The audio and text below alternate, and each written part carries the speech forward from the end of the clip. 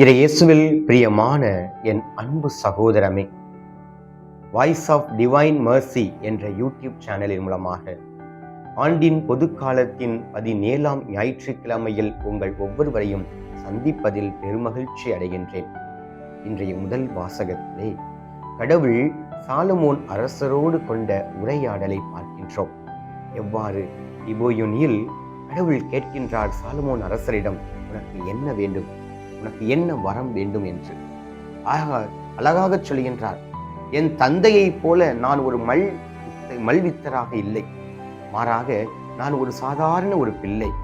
ஆனால் என்னையும் நீர் அங்கீகரித்து இவர்களை ஆட்சி செய்வதற்கும் இவர்களை வழி நடத்துவதற்கும் எனக்கு கொடுத்த வாய்ப்பிற்காக நன்றி சொல்லி அவர்களுக்கு நல்ல ஒரு தீர்ப்பை அளிப்பதற்காக எனக்கு ஞானத்தை கொடும் என்று கடவுளிடம் அந்த வரத்தை கேட்கின்றார்.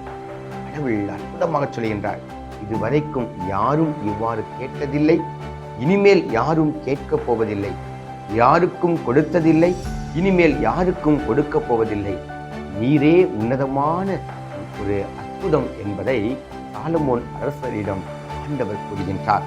ஆம், இயேசுவில் பிரியமானவர்களே, அதைத்தான் இன்றைய 2வது வாசகத்திலும் கடவுளோடு நாம் அன்பு கூறும் பொழுது நாம் அவரோடு ஐக்கியப்படப்படுகின்றோம் என்பதை புனித பவுலிகளார் இன்றைய 2வது வாசகத்தின் மூலமாக நமக்கு எடுத்துரைக்கின்றார்.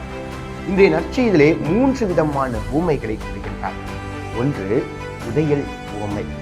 தன்னுடைய நிலத்திலே அந்த புதையல் கிடைக்கும் பொழுது அதை விற்று தன்னுடைய எல்லா சொத்துக்களை எல்லாம் விற்று அவற்றை பெறுவதை போலவும், 2வது முத்துக்கள், அந்த முத்து கிடைக்கும் பொழுது தன்னுடைய எல்லா சொத்துக்களையும் விற்று அந்த முத்துக்களை பெறுவதைப் போலவும், கடலில் வலையை வீசும் பொழுது எல்லா மீன்களையும் கொண்டு வந்து நல்லது தீயது என பிரிப்பதைப் போல நாமும் விண்ணரசிற்கு ஒப்பிடப்படுகின்றோம்.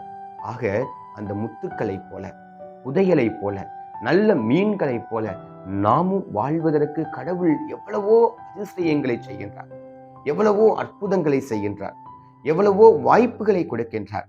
நாமும் நல் பண்புகளோடு வாழ அழைக்கப்பட்டிருக்கின்றோம்.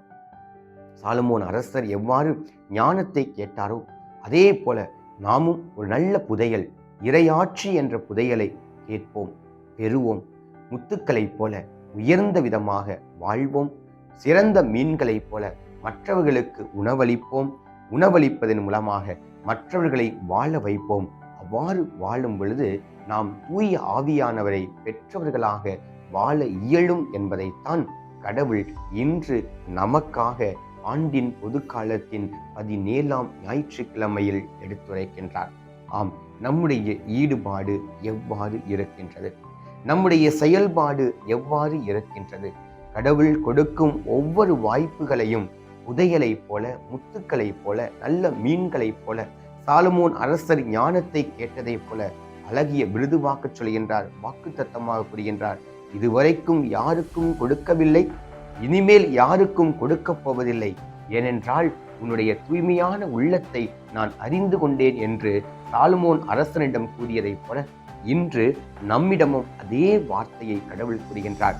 உன்னதமான தூய்மையான உள்ளத்தோடு நாம் வாழும் பொழுது கடவுள் நம் ஒவ்வொருவரையும் நிறைவாக ஆஸ்வதிப்பார். நம்பிக்கையோடு கடவுள் நம்மை வழி நடத்துவாராக. ஆமேன்.